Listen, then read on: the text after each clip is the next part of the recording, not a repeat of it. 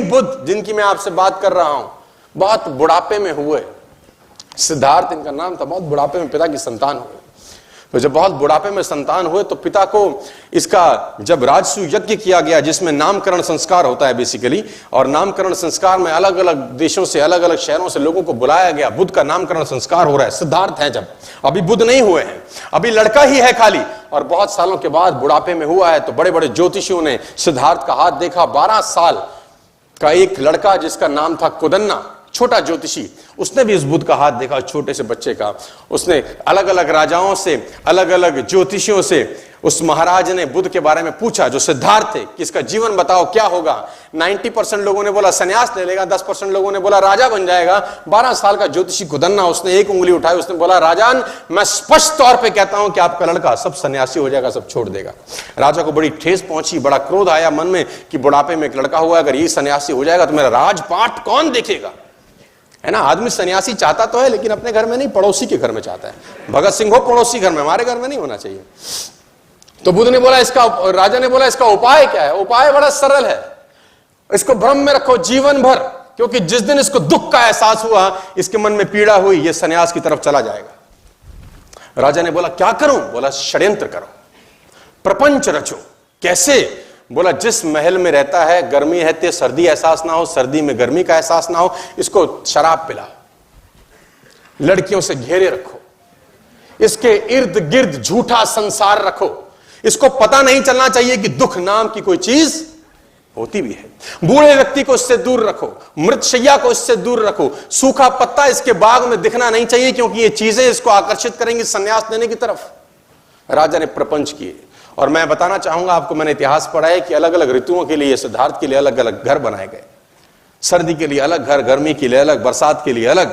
और बाग में उसके 24 घंटे 12 के 12 महीने उसके जो बगीचे में जो उसके जो माली थे वो 12 के 12 महीने बागवानी करते थे। पीला पत्ता उसमें अलाउड नहीं था क्योंकि पीले पत्ते को देख के सन्यास जाग सकता है।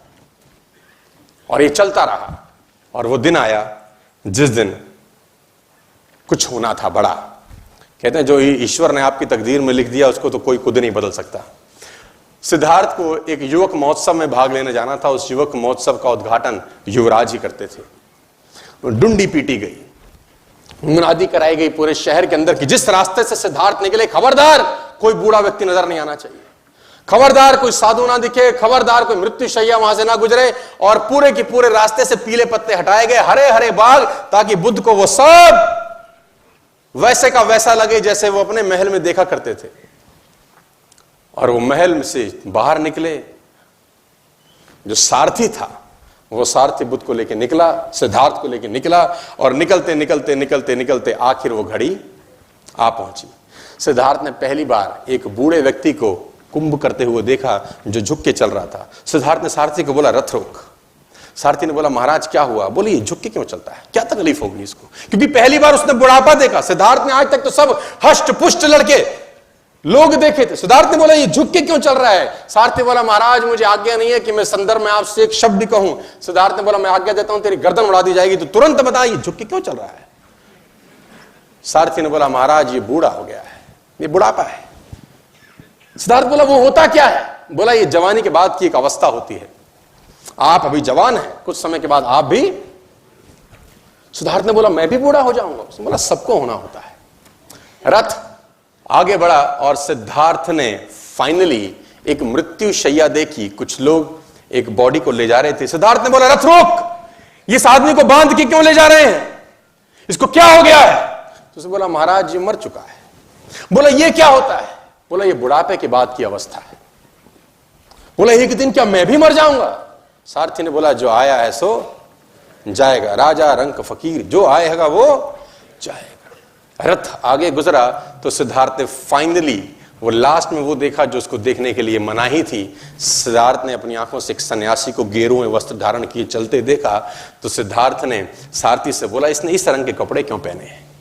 अब तक तो सिद्धार्थ ने वो राजसी ठाट बाट देखे थे, ये गेरुए वस्त्र में आदमी कहां जा रहा है और ये कौन है। तो बोला महाराज ये सन्यासी है, इसने सब छोड़ दिया क्योंकि जिंदगी में दुख है, तकलीफ है, क्लेश है। सिद्धार्थ ने बोला रथ रोक, लौटा ले।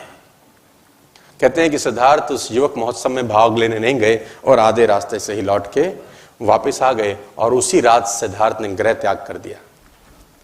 उसी रात को वो सब छोड़ के चले गए। एक चीज बदली सिद्धार्थ के जीवन में, और वो था विचार। 12 बरस के बाद लौटे, बुद्ध होके लौटे।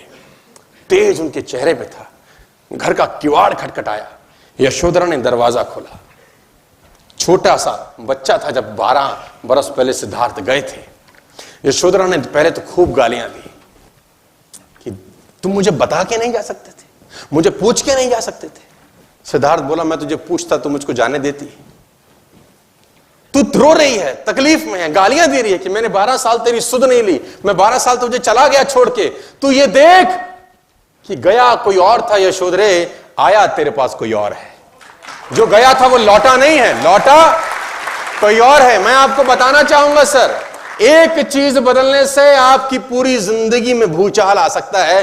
और आज 22 फरवरी 2019 को अगर नेटवर्क मार्केटिंग के लिए आपका विचार बदल गया, आपके आने वाली जनरेशंस बदल सकती है। सिर्फ आपका विचार बदल गया कि ये वो बिजनेस है जिसने इस दुनिया में करोड़पति अरबपति पैदा किए हैं, ये वो बिजनेस है जिसने नीचे से ऊपर तक लोगों को पहुंचाया। ये विचार बदलने से आपकी जिंदगी